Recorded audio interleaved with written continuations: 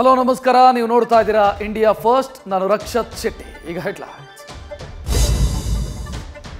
ಕಳೆದಿದ್ದು ಬರೀ 24 ಗಂಟೆ. ದೆಹಲಿಯಿಂದ ಬಂದ ದೂತ ಬೆಂಗಳೂರಲ್ಲಿ ಇರುವಾಗಲೇ ಬದಲಾವಣೆಯ B2 ಬಾಂಬ್ ಬಿದ್ದಿದೆ. ಶಾಸಕ ಇಕ್ಬಾಲ್ 100ಕ್ಕೂ ಹೆಚ್ಚು ಶಾಸಕರು ಬೆಂಬಲದ ರಹಸ್ಯ ಹೇಳಿ ಡಿಕೆಶಿ ಪರ ಕ್ರಾಂತಿಯ ಕಹಳೆ ಮೊಳಗಿಸಿದ್ರೆ ನಾಯಕತ್ವ ಚೇಂಜ್ ಇಲ್ಲ ಅಂತ ಚೆಕ್ ಮೇಟ್ ಇಟ್ಟು ಡಿಕೆಶಿ ಅಚ್ಚರಿ ಮೂಡಿಸಿದ್ದಾರೆ.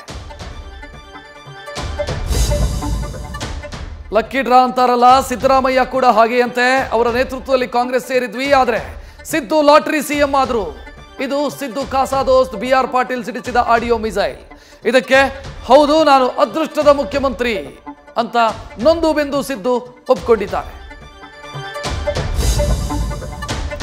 ಕಾಂಗ್ರೆಸ್ ಅಂಗಳವೀಗ ರಣರಂಗ. ಧಗ ಉರಿತಾ ಇರೋ ಮನೆಗೆ ಬಂದ ದೆಹಲಿ ರಾಯಭಾರಿ ಸುರ್ಜೇವಾಲಾ ಸಂಧಾನ ಸಮಾಧಾನಕ್ಕೆ ಹೆಣಗಾಟ ನಡೆಸ್ತಾ ಇದ್ದಾರೆ. ಶಾಸಕರ 1-to-1 ಮೀಟಿಂಗ್ನಲ್ಲೂ ಅಂತಃಕಲಹ ಸ್ಫೋಟ ಆಗಿದೆ. ಅಭಿಪ್ರಾಯ ಸಂಗ್ರಹ ಪ್ರಕ್ರಿಯೆಯಲ್ಲಿ ಹಸ್ತಪಡೆ ಇಬ್ಬಾಗವಾಗಿದೆ. ಈ ಹೃದಯಗಳಿಗೆ ಏನಾಯ್ತೋ ಏನೋ. ಹಾಸನದಲ್ಲಿ ನವ ವಿವಾಹಿತ ಸಾವಿನ ಮನೆ ಸೇರಿದ್ರೆ ವೃದ್ಧರೊಬ್ಬರು ನೆಚ್ಚಿನ ಆಟೋದಲ್ಲಿ ಪ್ರಾಣ ಬಿಟ್ಟಿದ್ದಾರೆ. ತುಮಕೂರಲ್ಲಿ ಬಿಜೆಪಿ ಕಾರ್ಯಕರ್ತ, ಶಿವಮೊಗ್ಗದಲ್ಲಿ ಸರ್ಕಾರಿ ವೈದ್ಯ ಮತ್ತು ಬಾಣಂತಿಯ ಉಸಿರು ನಿಂತಿದೆ. ಜಯದೇವ ಆಸ್ಪತ್ರೆಯ ದಾಖಲೆಗಳು ಭೀತಿ ಹೆಚ್ಚಿಸ್ತಾ ಇದೆ.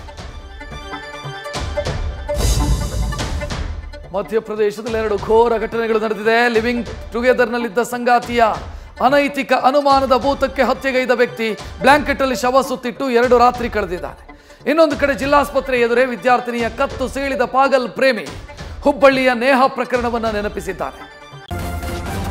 ನ್ಯೂಸ್ ಫಸ್ಟ್, ನಿರ್ಭೀತಿಯಿಂದ ನಿಮ್ಮ ಪರವಾಗಿ.